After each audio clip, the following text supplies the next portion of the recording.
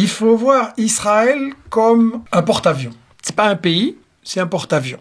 Les Britanniques, les Français savaient que pour contrôler une région stratégique comme celle-là, installer leurs troupes en permanence, c'était pas la bonne solution. Ça coûte cher, ça suscite des résistances, ça bloque l'économie, c'était pas la solution. Donc il faut des agents sur place.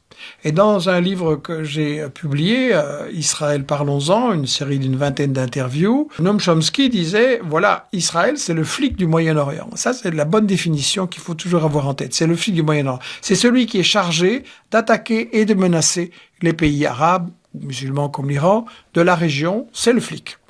Et donc, il faut regarder le budget énorme que les États-Unis mettent là-dedans depuis longtemps. La protection scandaleuse. Israël est condamné depuis des années. Il y a des centaines de résolutions qu'il n'a pas respectées et nous le protégeons. Et nous faisons du business avec. Il faut savoir que ici, en Belgique, en France, on fait du business. Les universités ont des contrats avec l'appareil de guerre israélien.